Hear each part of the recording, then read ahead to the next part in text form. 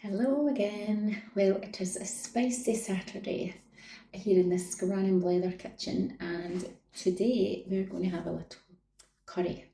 I am going to make a chicken and cauliflower curry. It is mine and my husband's one of our favourites. I have a general curry recipe that I've been using for some time now, and this is it. I do other curries with other ingredients and other spices, but this is my sort of basic one that I've been making for a long time, and it's just so easy.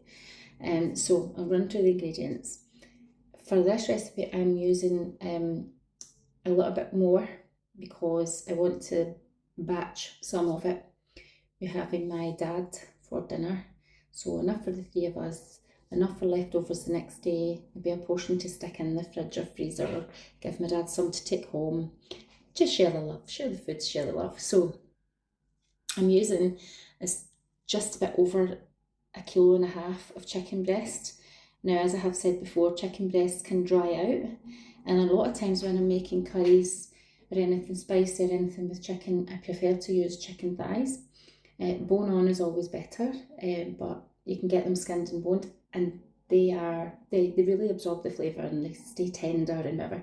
So if I'm using chicken breast, I cut it into bigger chunks, and I would rather do that and cook it low and slow, and so it doesn't dry out. And so that is the chicken breasts chopped up into big chunks. 2 white onions chopped. It's obviously going to be the base. I have 8 cloves of crushed garlic here. Now you can reduce this. You could do maybe 1 kilo of chicken, 4 chicken breasts, maybe around about 1 kilo. 1 large white onion and sort of half of that. I like things particularly garlicky, so that's about 8 cloves crushed. And I just used one of these metal crushers to crush it up with. If you don't have anything like that, just chop it up fine. The finer you crush garlic or cut garlic, the more potent it is. So if you like it strong, which I do, so crush garlic. And then the spices, and I'll show you what I do with the spices. And obviously cauliflower. I'm using a whole large cauliflower, and I keep the florets quite big to begin with so that we can cook them slow, they don't turn to mush, and then maybe when it's nearly cooked I might run a knife through some of them and cut them a little bit. But we don't like our vegetables mushy in this house. So, and also curry's really so much nicer the next day. It just infuses and gets more aromatic and flavoursome. So even though we're having it this evening, it'll be even better tomorrow or the next day. And so with reheats, you don't want then the reheat to be soft. So I like to keep it sort of bigger to begin. So that's that little tip. Into the mix goes a can of chopped plum tomatoes. Because I'm using a bigger amount, I'm using 2. For an extra interesting bit of crunch, my husband's particularly fond of water chestnuts, so I'm going to throw some water chestnuts in at the end. Normally it'd be 1 can, but as I say, it's a bigger amount, so we're doing 2. Just throw them in near the end and they sort of take on the flavour and give a nice crunch. But you can totally leave them out if you don't want them. And what else? I have a pint of chicken stock here, which you could just use boiling water. It would work too. And at the end, I will put in cream to make it a creamy, nice, creamy, aromatic and luxurious thick sauce. So that's pretty much it, apart from my spices. So it's my usual go-to spices: cumin, coriander and turmeric. A little bit of chilli. I don't have any chilies, fresh chilies, so I've just put in a teaspoon of chili powder. I have a tablespoon of cumin, a tablespoon of coriander, half a tablespoon of turmeric, because it's a little bit more potent. You can ruin food if you put too much turmeric in. Cumin, coriander, turmeric. I also have put in a tablespoon of garam masala. Some people say to keep that to the end. Actually, I haven't put it in yet. To keep it to the end, because it can burn, but I don't think it does with what I do. So I'm putting it in at the beginning with everything else. A tablespoon of that to go in with this. These are all my spices. And just a little bit of fun, I added in some tandoori, a little tablespoon of tandoori. Now that is a lot, but I'm using a lot of ingredients and I'm going to add cream, so it's not going to be overly too much. And also what I forgot was I also put in ginger. Now I don't have any fresh ginger, so I used to use sometimes as a bit of a lazy cheat, ginger in a tube, ginger paste in a tube. And actually, because I'm trying to use less products that come in plastic, it's now a jar. So I could have said exactly how much out of the tube, but it's a jar. So I reckon what's left here is about a third of this jar, and I'm just going to use the rest of it. So I think it'll amount to around 2 heaped teaspoons of ginger paste. So that's going to go in as well. So that's all the ingredients. Now the trick of what I do when I'm making curry is I will make my spices into a paste.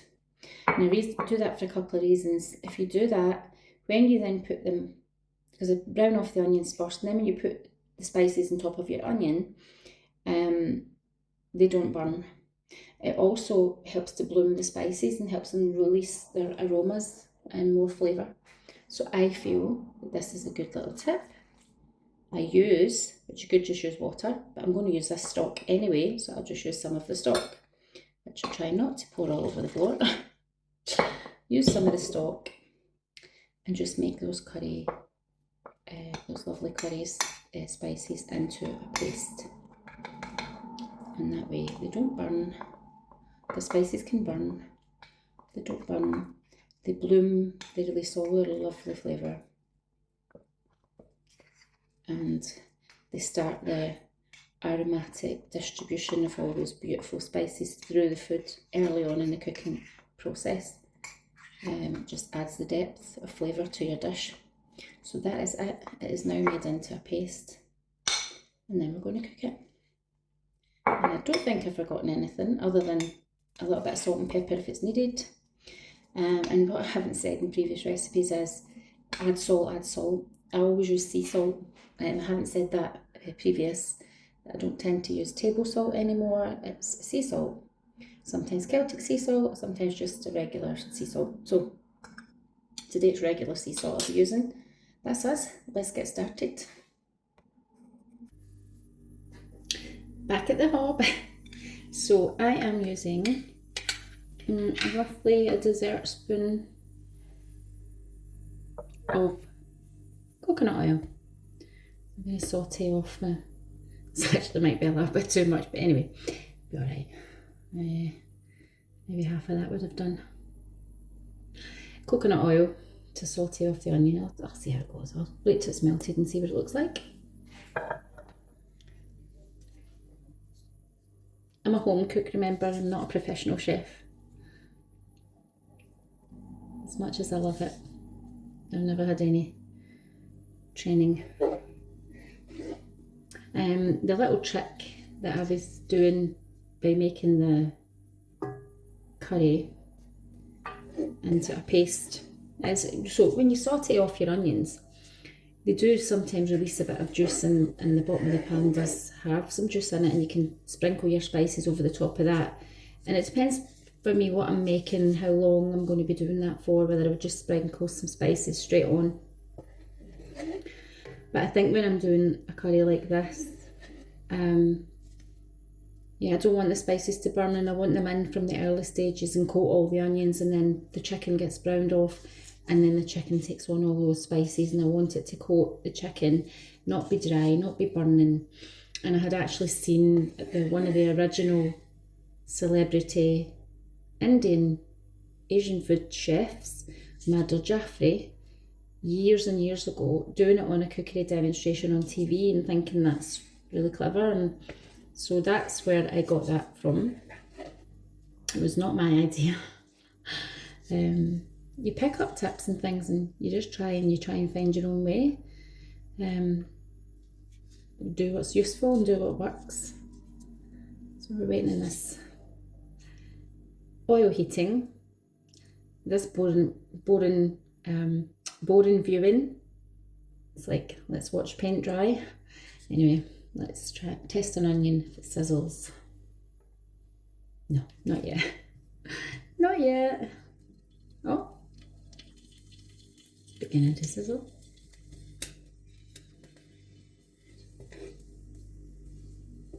So you don't want to put them in before your oil's warm enough, or they just end up greasy. You need a heat. You need a good amount of heat.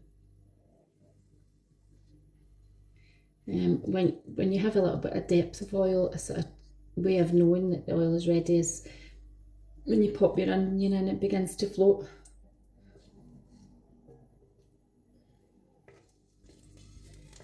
So yeah, that actually wasn't too much oil. There we go. Let's see. Yeah. Let's see. Okay, onions in. That's the sound we like.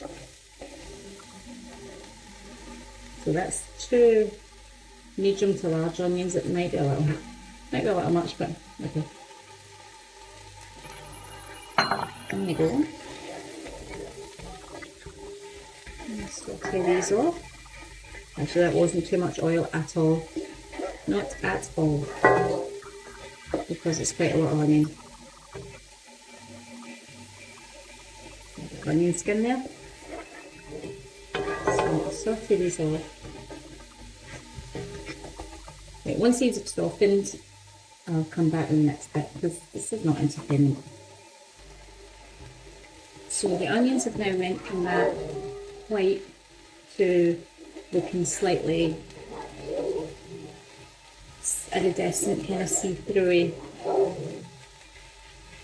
the way that they look when you know they're softened.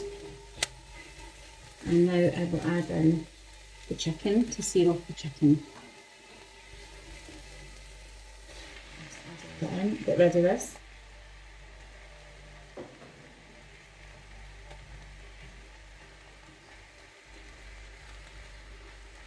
So I'll just sear this chicken off. So the outside becomes white. So the inside, see that? So the inside of the chicken is all pink. And when it's all seared off on the outside, we call it brown, and the chicken is a little brown white. So we do that, and once it's all seared off like that, I'll add in the spices. Just move it around. And there's enough moisture in the pan from the natural juices of the onions and a little bit of oil to not make this chicken dry. So I just want to sear it off. I'm on a medium to high heat, so my ring goes up to a 9 and I have it at a 7.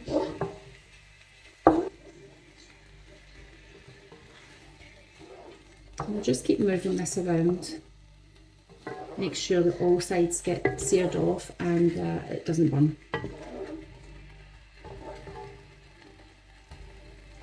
Just keep moving it. Got a little one there. Moving it. I like to move it, move it. I like to move it.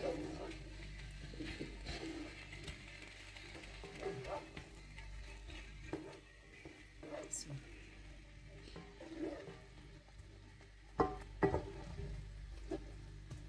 Keep it going.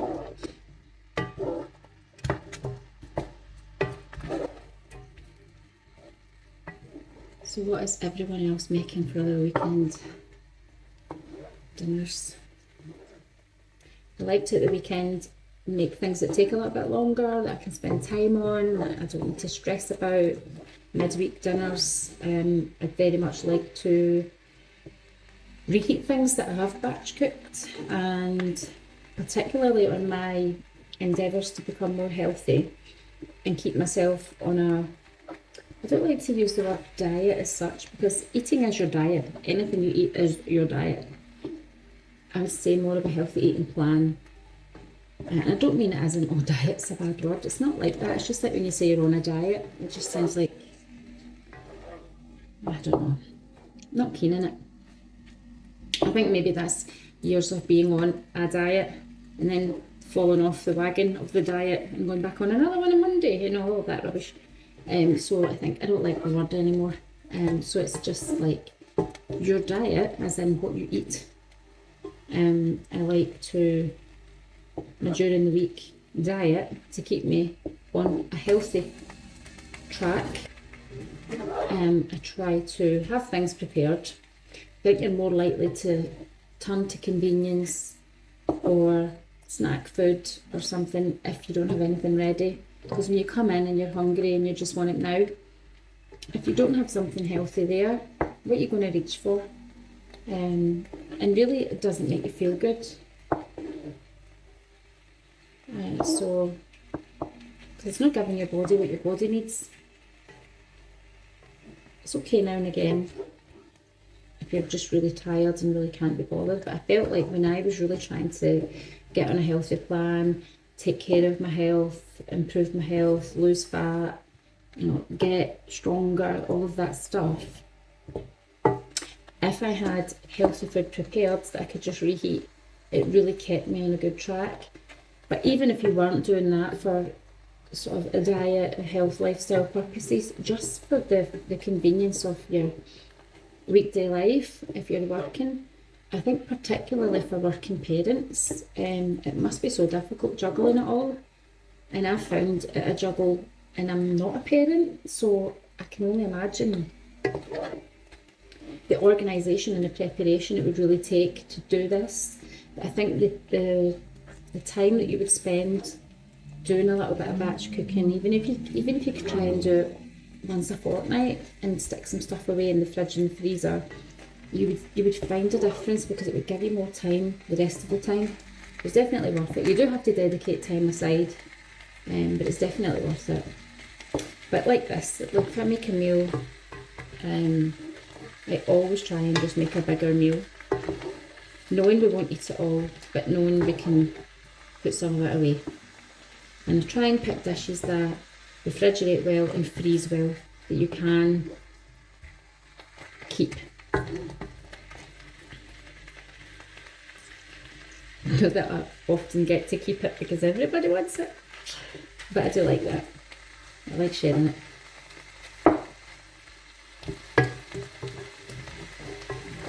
I've got a lot of favourite sounds, and one, as I think I said before, is the pop and glug glug glug glug of some wine getting poured. I also like the sound of a wave slapping on the shore, especially onto rocks. It's a really nice soothing noise. I think maybe living near the harbour and near the beach, I'm used to that. And I like the sound of food sizzling. But I also really like the sound of people making yummy noises. It's something that I've cooked. When you know it's really genuine and you really enjoy it, it gives me great satisfaction. And so that's all white. So now I'll add the spice, my spice paste that I previously prepared. Here's one I did earlier. So the spice paste is going in. It's just went slightly dry as it's been sitting there, so I'll add another wee splash of the stock into this bowl so we don't waste any. I think I do believe I have said before, I waste nothing. Don't believe in food waste.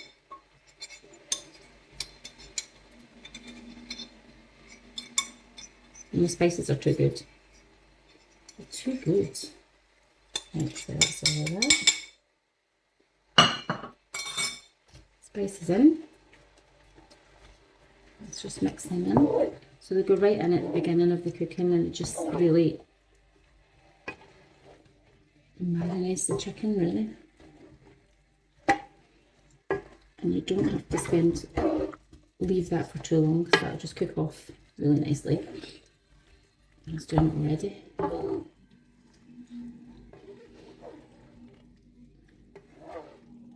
And the chicken has immediately went this amber colour. It's lost its white straight away. It's went a nice amber colour. I used to put the spices in straight after the onion, and then I'm like finding it hard to tell if it's been seared off because it's coloured the chicken. So when you do the chicken first, you can see it's went from pink to white, and then you know that's you're fine. Because when you're searing the outside of the chicken, you're sealing in all those juices. You're sealing in all the moisture into those big chunks. Right, that is looking yum. Right, so that's all completely coated in the lovely spices. And yeah, it is. Yeah. Okay, I think you can see actually. Yeah, it is. Right, not leaving that off too long because this induction hob will just switch off. Right, that's that. And now I will add the garlic. Didn't add the garlic straight away into the pan because garlic does burn quite easily. There's enough juices there and it's a kind of moist base, that's okay, but I like to add it at this point. I like to do all the spices first, and then I'll add my garlic and my ginger. Because again, all your spices and all your flavours are still going in right at the beginning of cooking. Yeah, that's 2.5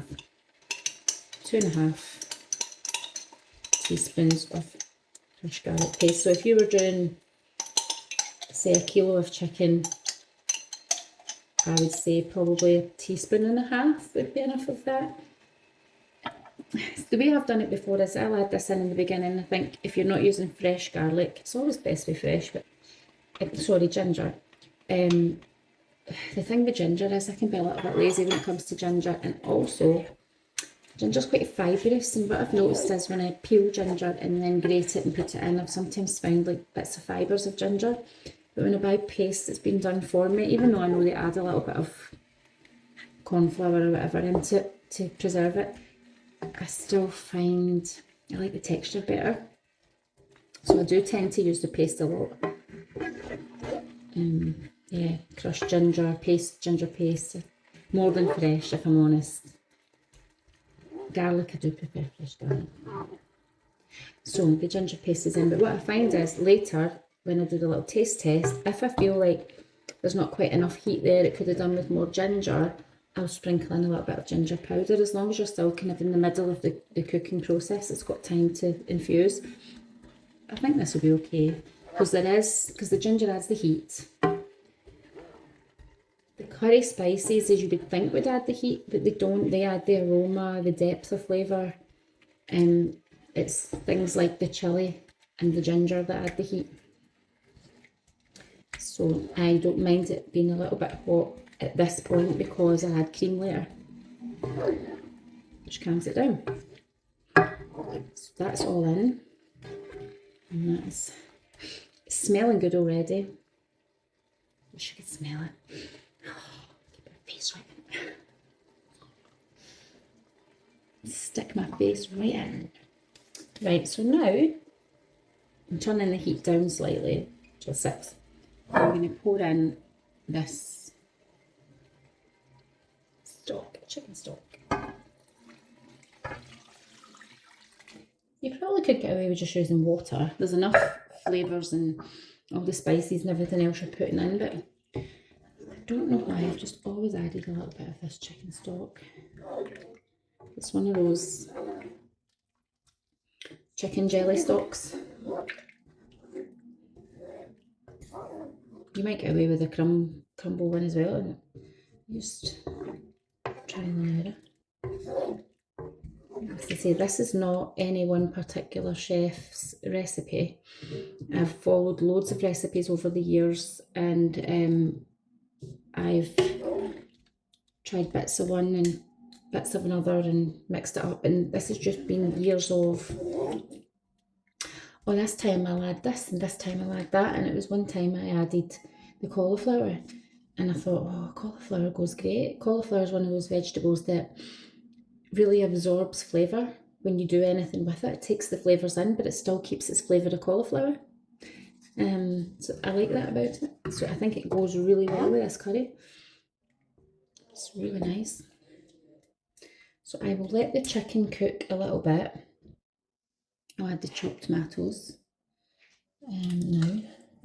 I might have added them before I added the stock. I really don't think it does matter. I usually add the tomatoes first, and then to not waste any of this in the tin, I pour the stock into the tin and swirl it round and pour it in. That's why I usually do it the other way.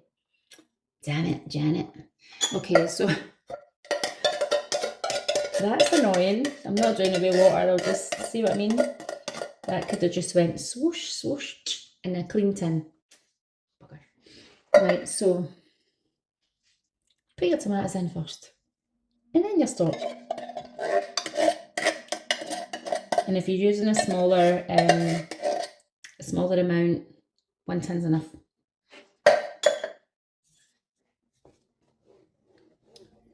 Buggery. This will be lovely.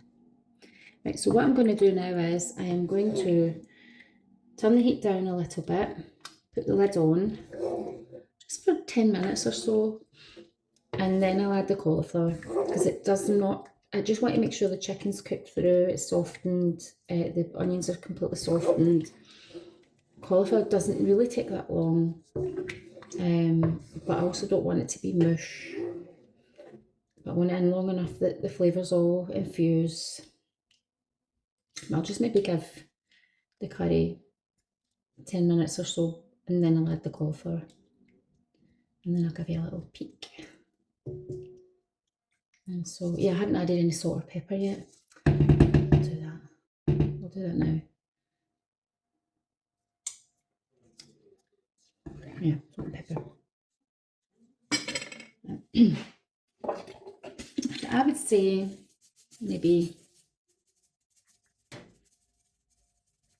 half a teaspoon to a teaspoon of salt.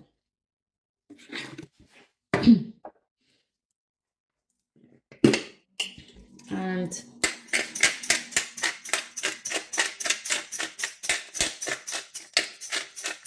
about that much pepper. It's a smattering of pepper, and it goes. Right, that's that. I will let that do its thing. I'm turning it down to 5 for the moment. Once the lid goes on, it might bubble a little, it might turn it down to 4. We'll see how it goes once I put the lid on. I'm going to leave that for 10 minutes, and then I'll come back and put the cauliflower in. So I will just give it a wee pause, because there's nothing to watch here, it's like paint drying. Curry's been doing its thing for 10 minutes, so I'm now going to add the cauliflower. Just put that in, just see if that. This is a large cauliflower. I'll see. I like to make sure there's enough that when you're eating it, there's enough through out the dish, but I think this is quite a lot. Let's see. Let's pop it in.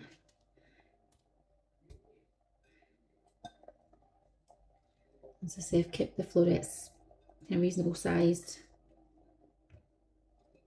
This one there's a bit big, I might cut that. Right.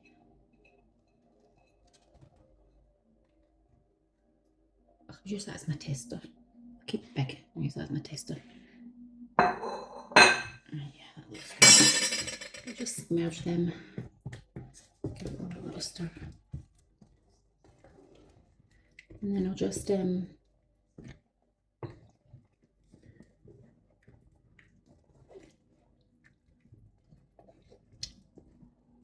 leave it again. I'll turn it down though. I'll just put these in, and then I'll give it 5 minutes at the heat it's at, and then I'll turn it down, let the cauliflower cook, and let all the lovely spices go through the cauliflower and flavour it, and let that cook through.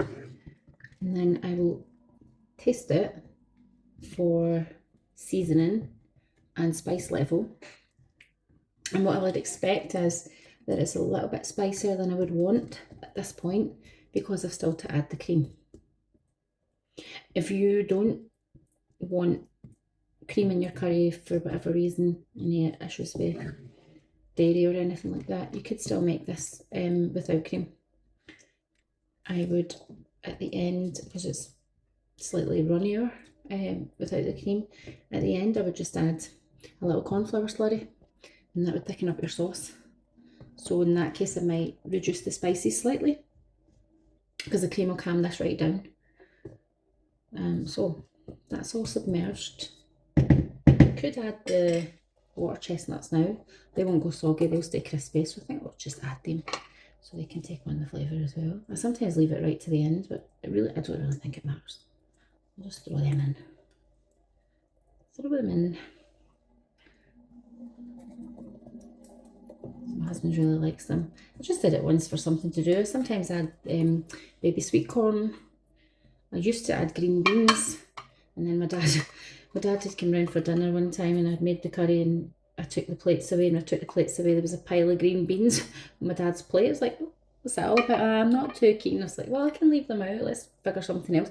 So then I tried these water chestnuts in it, and my husband David, he was like, oh, what are they? They're really, really nice. He'd never had them before.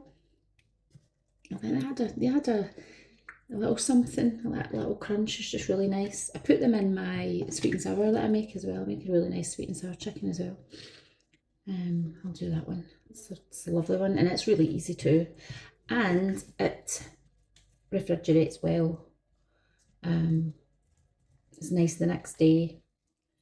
Have I tried freezing it? I'm not sure. The curry freezes well. This curry, it freezes well. Yeah, you can go back to this. Freezes really well. Tastes every bit as good.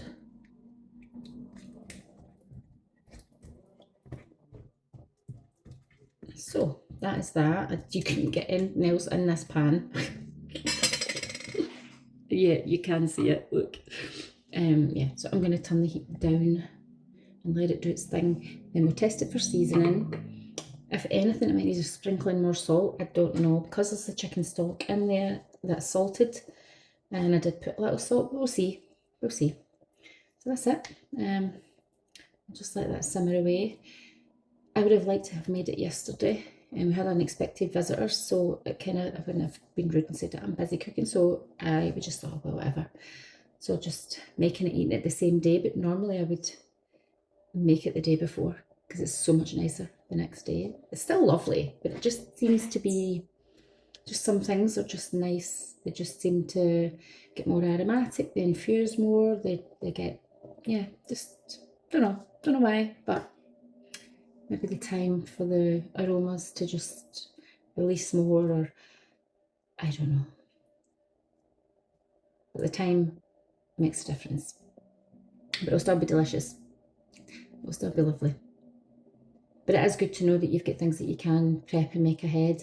So if you were having people over for dinner and you didn't want to be rushed and spending too much time in the kitchen away from your guests, this is definitely one you can make the day before and leave, and then just gently heat when your guests are in. So that's ideal, really. And it's one of those ones you can plonk on the table and people can take as much as they like. You don't have to pre-dish everything up or have lots of things that are the time, and it all has to be ready and plated at the same time. That's too stressful, especially if you have guests over. It's stressful at the best of times, but if you have people over and you want to spend time with people that are visiting you or whatever, it's nice to have something like that. You can go, here you go, or help yourself. Take as much as you want. Yeah, so, okay, so we'll leave this to do its thing. Turn the heat down a little. Yeah, I'll be getting hungry moans from through there just shortly, because I'm running a little later than usual, but that's the joy.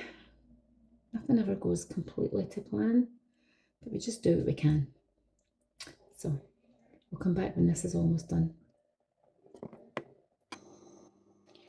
I almost forgot. I'm going to make rice. Rice with the curry. So what I'm going to do with the rice is, it's a kind of funny play on, I'm doing the rice in a slightly Chinese style, but I'm using basmati, which is traditionally an Indian rice. So I am putting 1.5 cups of rice.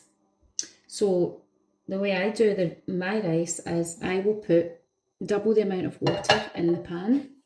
So I'm doing 1.5 cups of rice in these American style cups. I just used to use a little cup out of my cupboard, but I'm doing this because it's easier for people to measure. So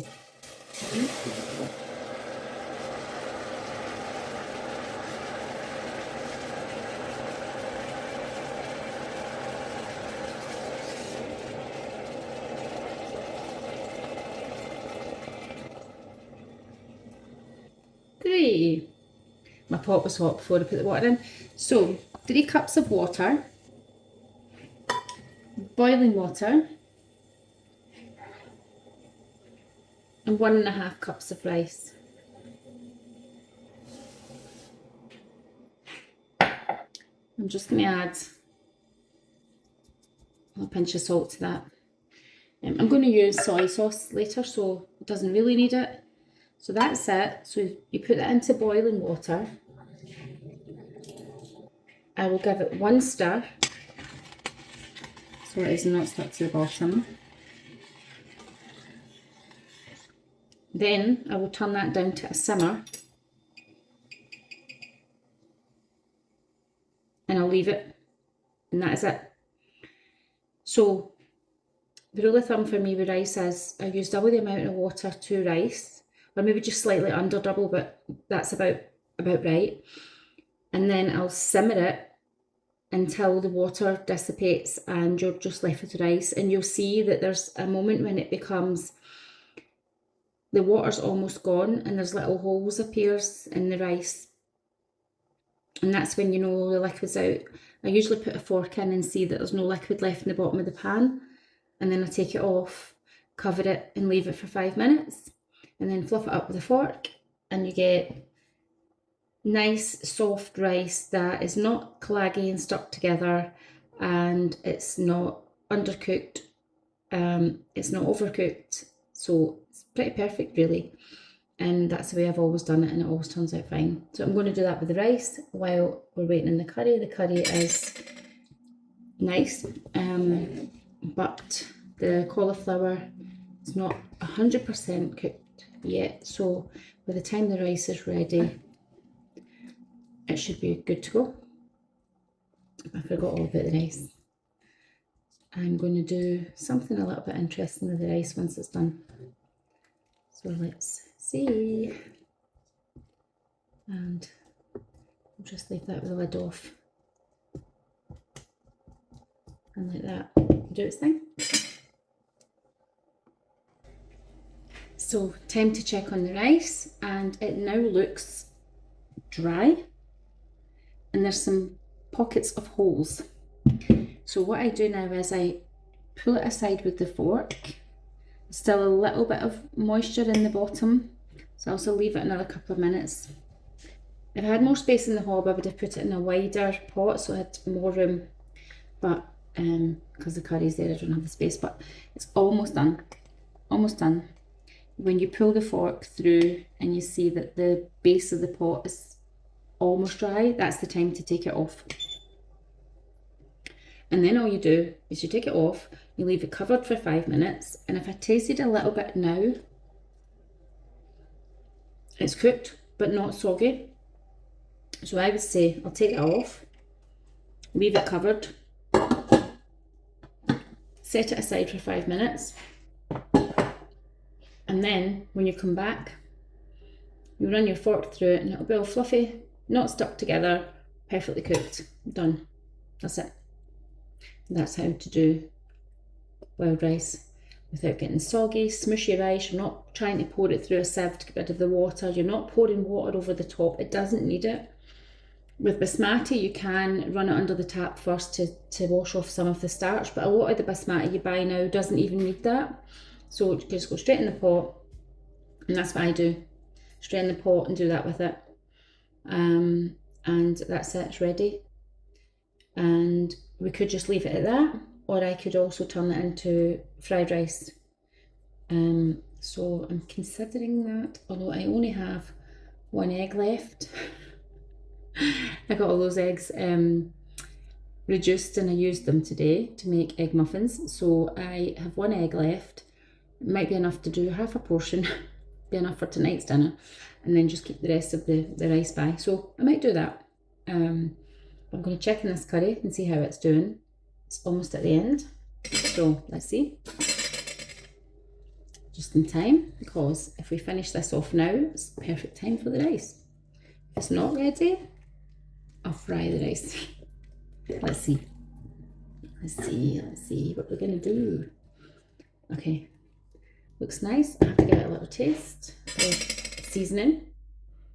So I'll just taste the sauce.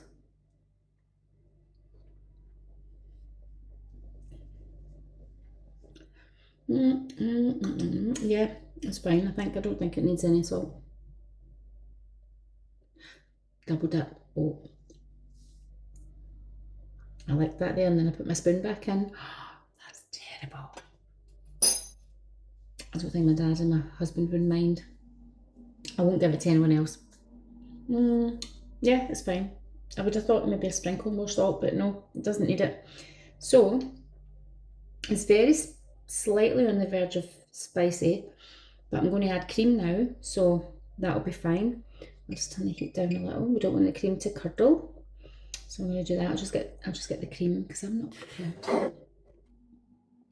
So I'm just about to pour in, a whole tub of double cream.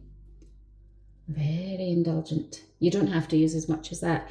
If you were doing maybe a kilo of chicken or 4 chicken breasts, whichever, I would say probably about 100 ml of double cream would be plenty. But I don't do things by halves, so the more the better. Let's just indulge.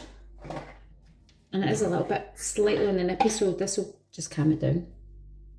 You could also use Greek yogurt. Doesn't have to be double cream. So I think if you go to the shop and you're buying one or the other, just see which is more economical for you.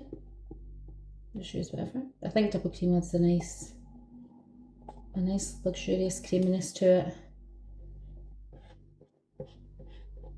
And it complements the spices nicely. Adds a nice thickness to the sauce. Everything. Lovely. Lovely.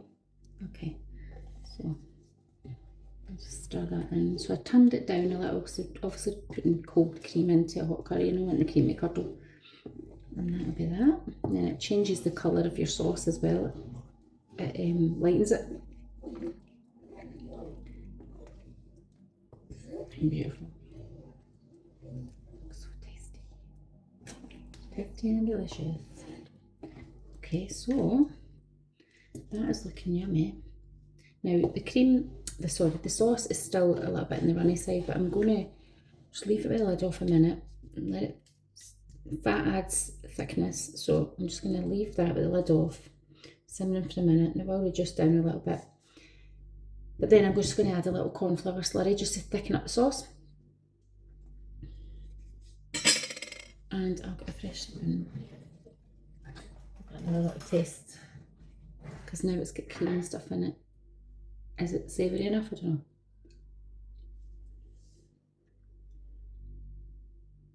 know. Yes, that's very nice. Needs nothing. Needs nothing. Absolutely beautiful. Aromatic, spicy without being overly hot. Because you want to taste all the spices. You want all the aroma and the spices and the flavours. You just don't want a burning mouth. And that's the thing when you make curry. If you just get heat, it just burns your mouth. It doesn't taste of anything. So, yeah. Okay. So I'm going to check in the rice. See if that's okay. And then I'm going to do a little cornflour slurry just to thicken up this sauce so it's thicker and a bit nicer that way. Texture wise, you know, it tastes absolutely perfect, but if you're putting that out, you're not wanting your dish to be watery. So, and right now it's just a little bit on the runny side, so see there, a little bit runny. So we'll just thicken it up. Okay. So, just mixed up a little cornflour slurry here, which is just a tablespoon of cornflour and a little bit of water until it makes it, to begin with, sort of a paste, and then add a drop more water till it's a more runny consistency. And then what I'll do is I'll just pour it in to the curry, and then just pour it into the curry, and that should just thicken up the sauce like that. And the sauce will just thicken up with that. So I'll let that thicken up. You put it in sort of warm, and then it should start to thicken. Take it off the heat and it'll become a little bit thicker. And so for the moment, that looks like it's working very nicely. Sauce is getting thicker. You'll see that in a minute. There we are. There, that's looking better. That's looking much better. A nice thick creamy sauce. So sometimes it just happens on its own. If I'd put the cream in maybe earlier and let it reduce down a little bit longer, it would have just went creamy with the cream.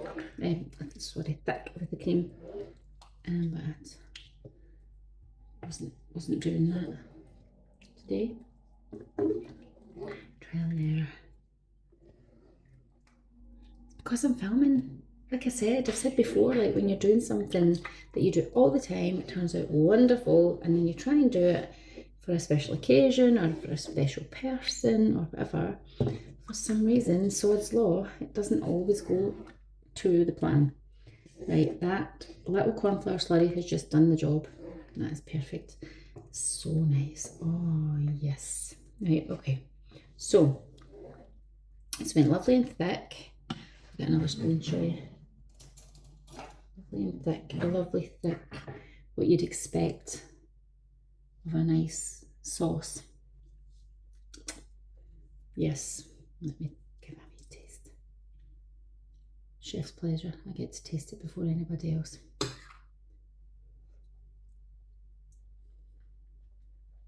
Hot. Oh, that is good. That is very good. It has a good kick, but you can taste all the flavours.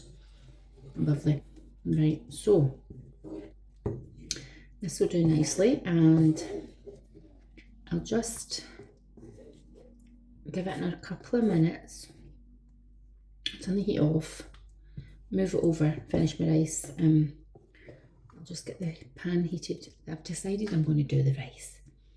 I'll give this a couple of minutes and I'll do the rice. So you could just have the boiled rice the way it is. Be perfectly fine. You've got all that lovely curry sauce to go over the top.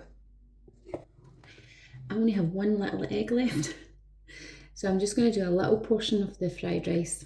Because I know my hubby likes it, so I'm going to make it for him. There'll be enough there for him and my dad. I'm not that fussed. I'm going to make I'm going to toast a pita bread and put some garlic butter in it. And I actually just prefer that rather than rice. I'm not too fussed on rice, to be honest, but I do like the egg fried one, but I'll be happy just with the pita bread for me.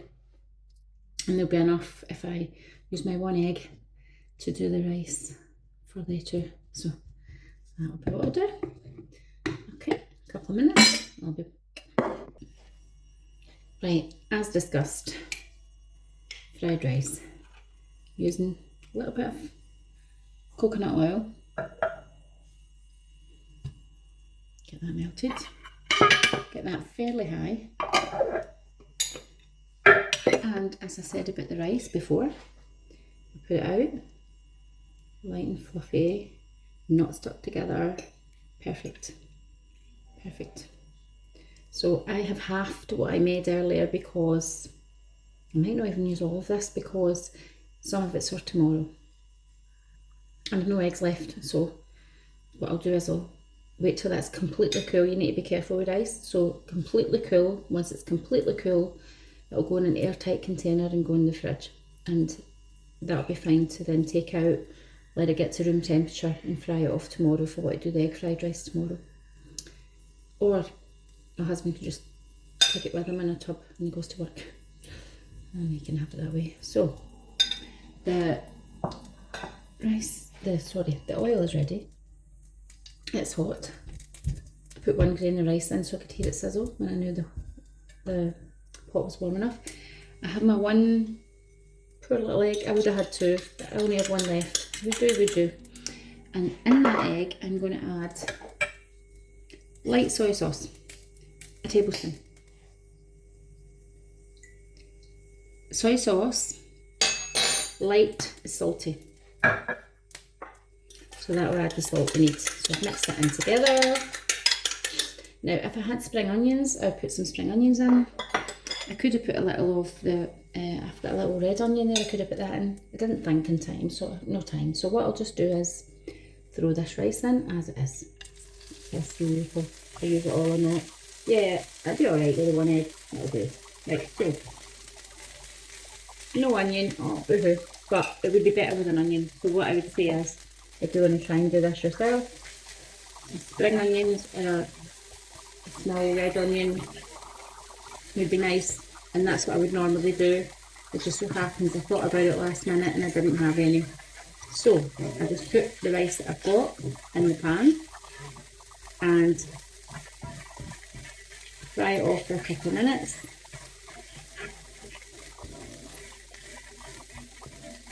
Without the onion does add something. It's not going to be as good, but it's better than nothing. Better than not doing it, so we'll just do it.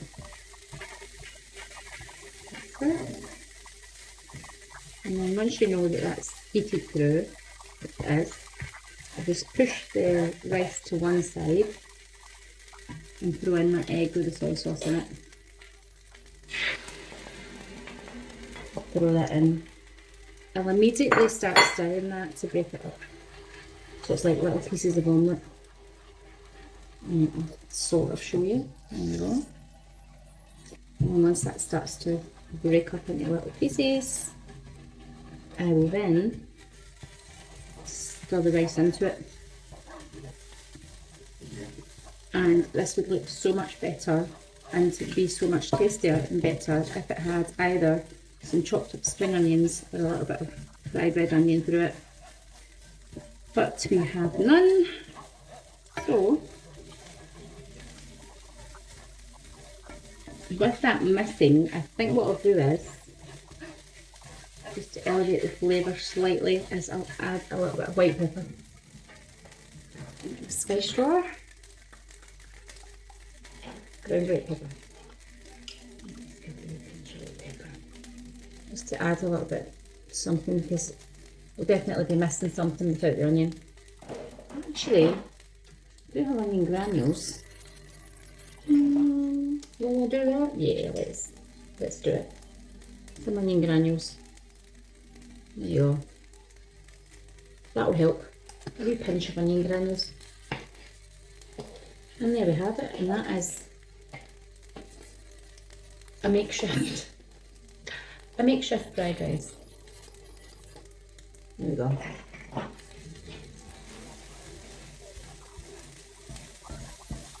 And that's all went all nice and dry. There's no oil in the pan. The rice is all nice and dry. It's all light and fluffy. It's not stuck together because we cooked it in the right way to begin with. And I'll just put that back in the plate that it came in. Not actually, I have a warm plate in the plate warmer. I'll put it in that and then show you. That'll be better. That looks alright considering we don't have the onion. Okay. Come out. Et voila. And the plate warmer. Turn the heat off. Tip it out. There we go. Oh, these pans are so heavy. I need 2 hands. Here we go.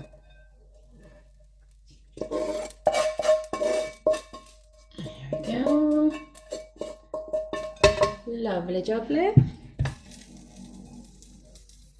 And here is a very quick makeshift fried rice. That looks okay, doesn't it?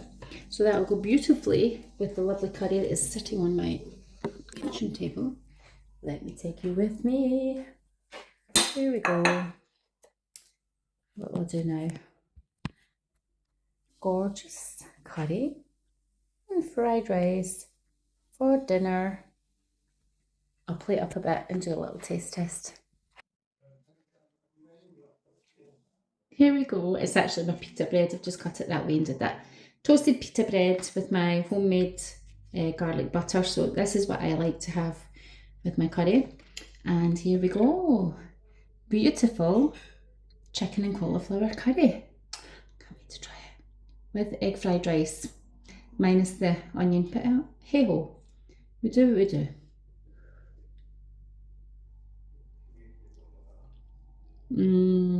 That is a good one. I mean, I've made it several times. It's always delicious. It's always slightly different because there is no exact science. I think with cooking, with savoury food, you can get away with a little bit extra of this, a little bit extra of that. I don't necessarily feel the same way about baking. I feel that's more of a science.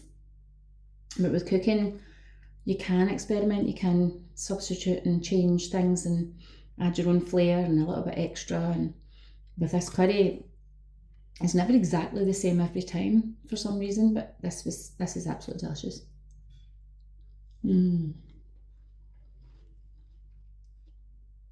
It's beautiful, really beautiful. Well, I hope you have a go and make it.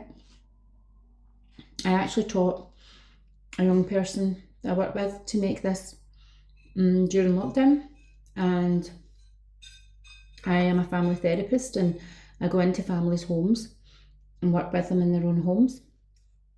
And during lockdown we weren't allowed to do that, so I brought a young person, a 15-year-old, into a building and we had to stay 6 feet apart. And it's not part of my job, but I just thought for something to do to sort of get her out the house and take her mind off things and not feel so isolated, and brought her into my place of work. And we happened to have a kitchen at the time. We were in a different building and 6 feet apart. I'd bought all the ingredients and I talked her through the instructions of how to make this. And she made this and took it home to her family. And months later, I had called them up after I'd finished working with them to see how they were doing, and the mum said, that's what we have every Friday night, because she makes that for us for dinner every Friday night. That just made me feel amazing, because I think there's something that young woman's learned from me that's going to carry on, and they're enjoying that every week. So I'd like to pass these things on. And I think obviously because of what I do for a living as well, I see more and more that the skill of cooking in some ways has sort of died out for different reasons. Parents don't have the time, or they don't have the know-how, and they don't often spend the time to pass these life skills on that are really important.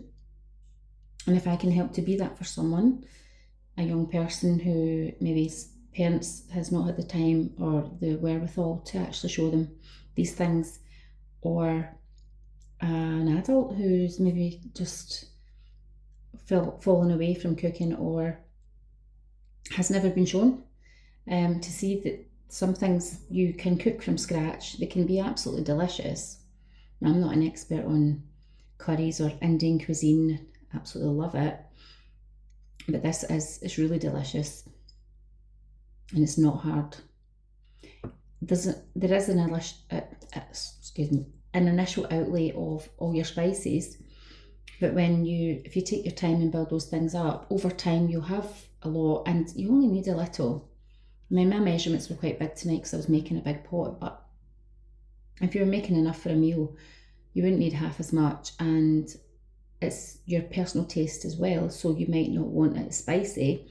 I think that's not overly spicy, it's got a little kick, but it's really flavourful, and you can build up your spice cupboard and you only need a little, and it goes a long way, so you can get several dishes out of those few spices.